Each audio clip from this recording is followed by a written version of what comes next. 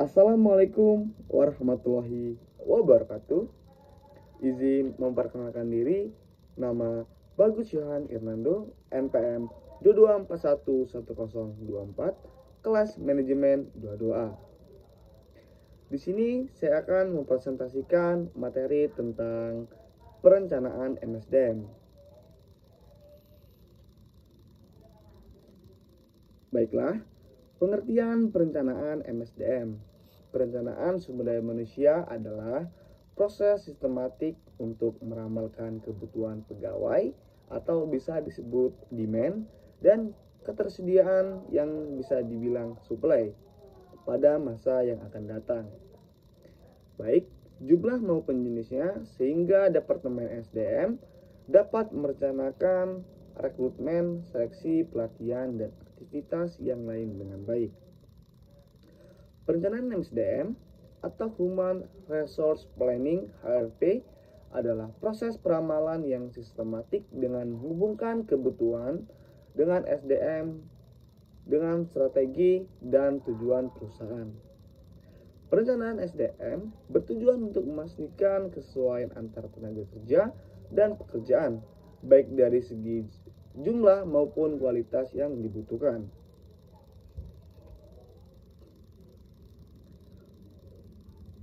Pentingnya perencanaan SDM. Perencanaan SDM merupakan proses perencanaan sistematis untuk memaksimalkan sumber daya manusia sebagai aset utama perusahaan. Tujuan dari perencanaan SDM ini adalah untuk memastikan kesesuaian antara tenaga kerja dan pekerjaan, baik dari segi jumlah maupun kualitas yang dibutuhkan. Alasan utama perencanaan SDM adalah memenuhi kebutuhan tenaga kerja di perusahaan, menghitung kebutuhan personil, headcount di setiap divisi, serta mengenali jenis keterampilan yang dibutuhkan perusahaan. Akan membantu mencegah kekosongan jabatan. Perencanaan juga mencakup seleksi jabatan. Perencanaan SDM merupakan hal yang sangat penting bagi seluruh organisasi atau perusahaan. Berikut adalah beberapa alasan mengapa perencanaan SDM penting bagi kelangsungan organisasi dan perusahaan.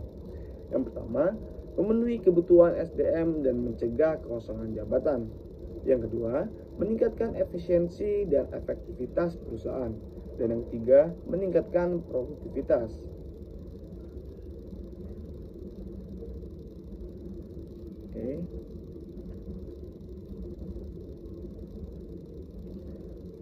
Selanjutnya, proses perencanaan SDM. Perencanaan SDM adalah proses perencanaan sistematis untuk memaksimalkan sumber daya manusia sebagai aset utama perusahaan. Tujuan dari perencanaan SDM adalah untuk memastikan kesesuaian antara tenaga kerja dan pekerjaan, baik dari segi jumlah maupun kualitas yang dibutuhkan. Proses perencanaan SDM meliputi beberapa tahapan, antara lain: yang pertama, menganalisis tujuan organisasi.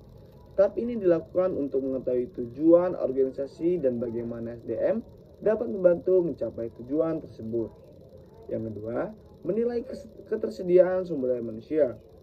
Tahap ini dilakukan untuk mengevaluasi sumber daya manusia yang ada di perusahaan, seperti jumlah, skill, kompetensi, kualifikasi, pengalaman manusia, jabatan kinerja, kompetensi, dan sebagainya. Yang ketiga, menganalisis kebutuhan SDM di masa mendatang. Tahap ini dilakukan untuk menganalisis kebutuhan tenaga kerja di masa mendatang dengan mempertimbangkan berbagai variabel HR seperti pengurangan SDM, lowongan yang akan dibuka, promosi jabatan, mutasi karyawan, dan lain sebagainya.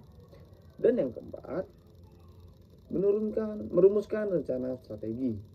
Tahap ini dilakukan untuk merumuskan strategi perencanaan SDM, mencakup pengembangan rencana untuk merekrut, melatih, dan mengembangkan karyawannya.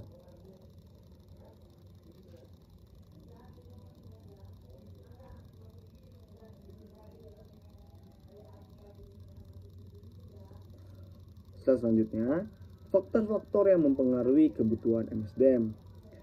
Semua kegiatan manajemen sumber daya manusia dimulai dengan perencanaan SDM Jadi, dapat dikatakan bahwa perencanaan SDM merupakan aktivitas utama dari sebuah manajemen SDM.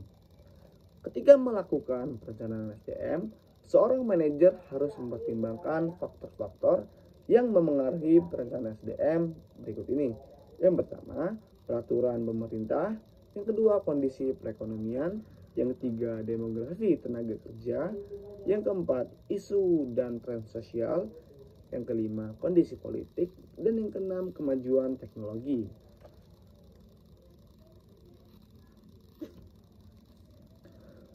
Oke, selanjutnya tujuan rencana SDM.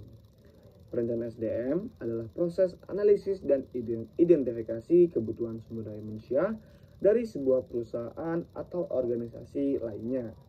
Tujuan perencanaan SDM adalah memungkinkan perusahaan mencapai bisnis goalnya secara efisien, baik jangka panjang maupun jangka pendek.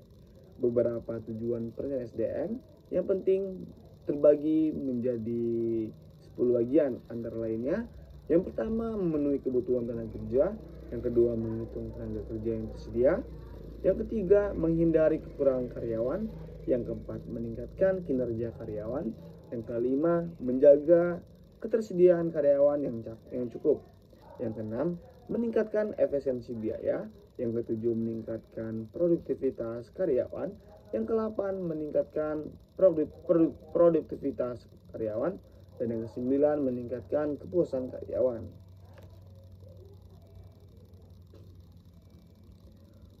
Selanjutnya, strategi pengembangan MSDM. Strategi pengembangan SDM merupakan suatu perencanaan mengenai cara bagaimana kualitas SDM mampu berkembang ke arah yang lebih baik dari efektif. Pengembangan SDM merupakan upaya yang dilakukan dalam mengelola orang atau manusia dalam suatu perusahaan atau organisasi. Untuk mencapai tujuan bersama, SDM yang dikembangkan dengan baik akan memengaruhi kualitas produk atau jasa yang dihasilkan oleh perusahaan. Berikut adalah beberapa strategi pengembangan SDM yang dapat diterapkan. Yang pertama, mengadakan program pelatihan bagi karyawan. Strategi pertama yang dapat dilakukan untuk mengembangkan SDM adalah dengan mengadakan program pelatihan bagi karyawan. Ada banyak sekali program pelatihan di luar sana yang dapat diikuti oleh karyawan untuk meningkatkan keterampilan dan pengetahuan mereka. Yang kedua, menyelenggarakan program pengembangan karir. Program pengembangan karir dapat membantu karyawan untuk mengembangkan keterampilan dan pengetahuan mereka, sehingga mereka dapat naik jabatan atau mendapatkan promosi. Next slide. Implementasi rencana SDM. Implementasi rencana sumber daya manusia adalah tahap penting dalam mengubah rencana tersebut menjadi tindakan konkret untuk memenuhi kebutuhan organisasi dan pengembangan sumber daya manusia. Selanjutnya, proses perencanaan SDM. Perencanaan SDM adalah proses perencanaan sistematis untuk memaksimalkan sumber daya manusia sebagai aset utama perusahaan. Tujuan dari perencanaan SDM adalah untuk memastikan kesesuaian antara tenaga kerja dan pekerjaan, baik dari segi jumlah maupun kualitas yang dibutuhkan. Antara lain, yang pertama menganalisis tujuan organisasi. Tahap ini dilakukan untuk mengetahui tujuan organisasi dan bagaimana SDM dapat membantu mencapai tujuan tersebut. Yang kedua, menilai ketersediaan sumber daya manusia. Tahap ini dilakukan untuk mengevaluasi sumber daya manusia yang ada di perusahaan, seperti jumlah, skill, kompetisi, kualifikasi, pengalaman, usia, jabatan, kinerja, kompensasi, dan lain sebagainya.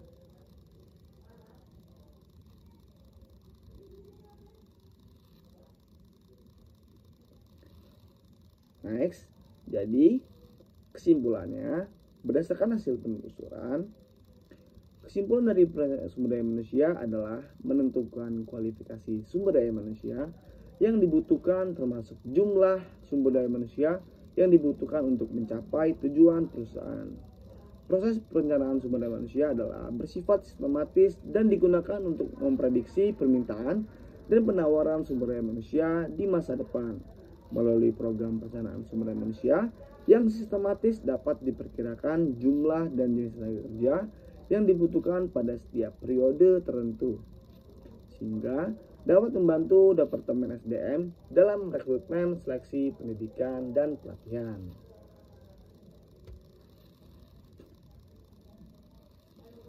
Oke, sekian presentasi yang bisa saya bawakan. Kurang lebihnya saya mohon maaf, pada Tuhan saya mohon ampun.